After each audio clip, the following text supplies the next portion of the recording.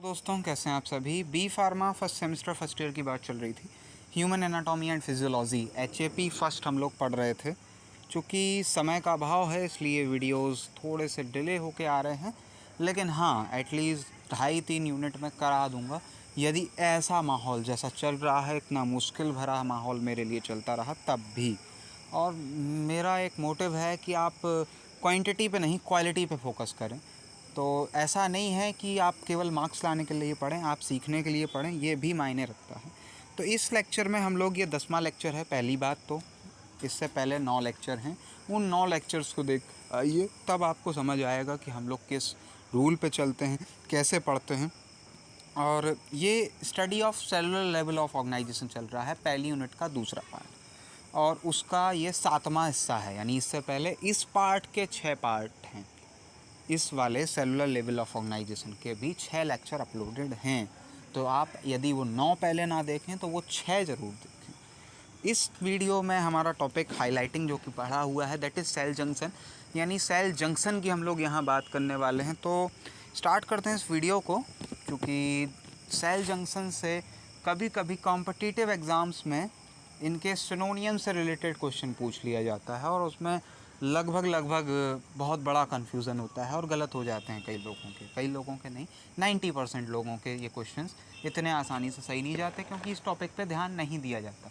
मे भी आपके कॉलेज से पढ़ाया गया हो तब भी इस पर उतना ध्यान ना दिया गया हो, बट मेरा मोटिव यही है कि आप फर्स्ट सेमेस्टर से अगर मेरे साथ पढ़ेंगे तो आपको अपना GPAT निकालना है, आपको CSIR नेट निकालना है, वो एग्ज़ाम्स निकालने हैं जो आपको फार्मेसी में सीट्स पर पहुंचाएं। ठीक। दूसरी बात, ये जो बैकग्राउंड नॉइसेस आते हैं, बाजा बजने के, DJ बजने के, पटाखा होने के, इनका कोई अर्थ नहीं। विराट कोहली का एक एग्जाम्पल पहले भी दे चुका हूँ और एक बार फिर वही दे रहा हूँ कि विराट कोहली के बारे में लोगों ने बहुत सारी चीज़ें उड़ाई, ख़त्म हो गए, ये वो फलाना ठिकाना, बट वो लड़का कंसिस्टेंट रहा, वो अपने को गेम पे फोकस रखा। वही आपका काम क्या है, पढ़ना। आप इस मटेरियल पे और मेरी आवाज़ पे फोकस रखें, क्योंकि focus makes a person perfect. So सबसे पहले कॉन्सेप्ट क्या है, सेल जंक्शन। यानी सेल माने कोशिका और जंक्शन माने जुड़ाव। ऐसी कोई जगह जहाँ दो कोशिकाएं, दो या दो से अधिक कोशिकाएं जुड़ रही होंगी, वो होगा सेल जंक्शन। शुद्ध हिंदी में cell junction are present between cells forming tissues.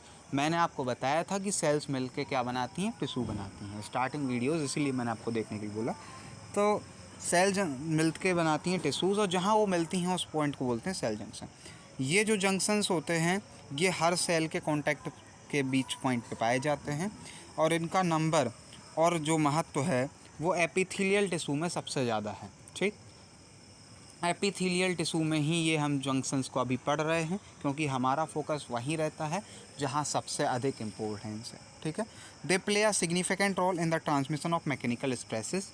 Means जितना भी मैकेनिकल स्ट्रेसेस हैं, जैसे कि आप देखते हैं जिम जाते हैं आप, बॉडी बन जाती है। क्यों बन जाती है बॉडी, कैसे बन गई भाई? आपने क्या किया, वहाँ जाके एक्सरसाइज की, आपकी सेल्स ने यही मैकेनिकल स्ट्रेस उत्पन्न हुआ, और उससे क्या हुआ, ग्रोथ हुई।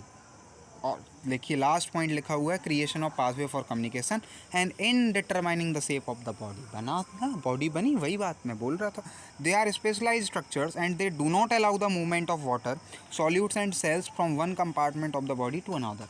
अब ये जंक्शंस हैं, तो सेल तो बहुत छोटी होती है और सेल मिलके ही जंक्शन बनाती है। मीन्स क्या है, आपके बॉडी के अंदर जाएँ हम, ऊपर से नीचे की तरफ यदि जाएँ तो सेल जंक्शंस हैं। इंटेस्टाइन्स अलग हैं दोनों, स्टोमच अलग है, वहाँ की इन्वायरमेंटल कंडीशंस अलग हैं, फ्लूइड्स अलग हैं।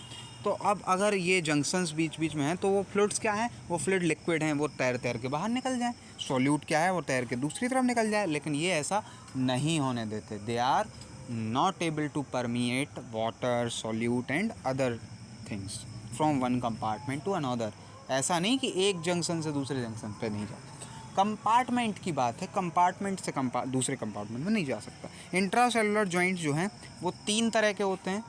अब जॉइंट की बात करें तो कैसे जॉइंट हो सकते हैं, जैसे कि हम अपने नॉर्मल जीवन की बात कर लेते हैं तो हमारे 3 तरह के दोस्त होते हैं। ठीक। अभी आप कॉलेज में गए हैं, आपने नई नई क्लास ज्वाइन की है, आपके 3 तरह के दोस्त होंगे। एक वो जो बहुत ख़ास होंगे, बहुत strong, bestest, that are continuous tight joint. उनके बारे में कोई बुरा बोलेगा आप उसका मुंह तोड़ दोगे। ये हाँ यंग हैं अभी आप, लेकिन जब आप फाइनल ईयर में पास आउट होकर पहुँचेंगे तो आप जब सीनियर होंगे तब आपको ये चीज़ें अच्छी नहीं लगेंगी। अभी आप आए हैं, अभी आप में यही यंग जोश है। नेक्स्ट, ऐसे जो ठीक ठाक होंगे, ठीक है। अब उस ठीक ठाक कैटेगरी में भी दो तीन तरह के आते होंगे, एक स्ट्रॉन्ग ठीक ठाक, एक मीडियम ठीक ठाक और एक बिल्कुल लास्ट वाले। और फिर उसके बाद ऐसे लोग जो क्लास में हैं, दोस्त हैं, लेकिन उनके साथ घूमना घामना, कैंटीन में जाके खाना, ऐसा कुछ नहीं होता। बस यही है कॉन्सेप्ट। और ये कथा याद है तो जंक्शन याद है। अब यहाँ बात आई कि ये ट्रिगर क्या कह रहा, क्यों इतनी देर से सामने है, गंदा सा लग रहा। पहला इसमें दिखा रहा कंटिन्यूस टाइट जॉइंट, देखिए कस के पकड़े हुए हैं एक दूसरे को, कोई जगह नहीं है, कोई आके बुराई कर ले, बिल्कुल जगह नहीं है, माने कोई आके पास हो जाए, बिल्कुल जगह नहीं है, कोई और आके बैठे, बिल्कुल जगह नहीं है। वो बिल्कुल बेंच पे भी हम साथ बैठेंगे, खाना भी साथ खाएंगे, घर भी साथ जाएंगे।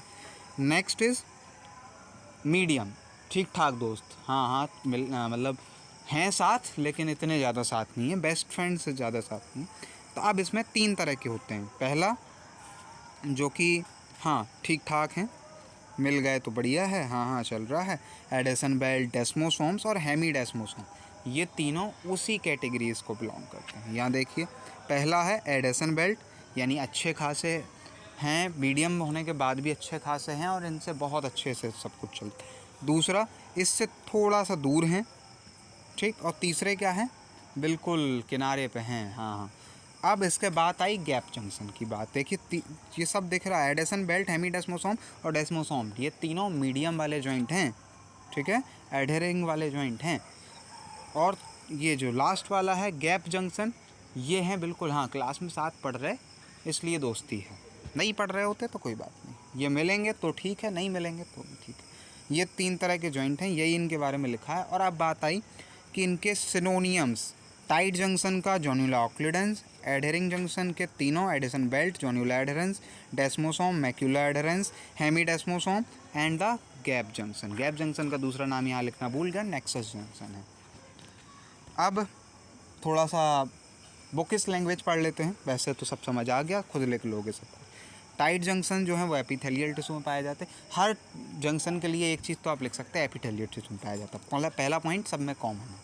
दूसरा, the surface membrane of adjusted soil cells are joined and sealed together, बहुत अच्छा, फेविकॉल का जोड़ है, via these tight junction. These junction prevent the entry of materials like macromolecules and fluids present in the intestine into the intercellular spaces, ये बिल्कुल permeate नहीं करते, लगभग ऐसा मान लो। Next, adhering junction, as the name indicates these junctions form a strong adhesion site between the cell. These junctions play a primary role in preventing separation of cells, माने ये एक दूसरे को अलग तो नहीं होने देंगे लेकिन एक दूसरे के साथ जुड़ेंगे भी नहीं। एडहेरिंग माने बस हाँ ऐसे लगे हुए हैं, ऐसा नहीं है कि कसे हुए हैं। These junctions are present in cells of epithelial tissue and cardiac muscle cell tissue, ये एक पॉइंट है जो आपको एडिशनल इसमें याद रखना है और ये इसे ही क्वेश्चन बनते भी हैं।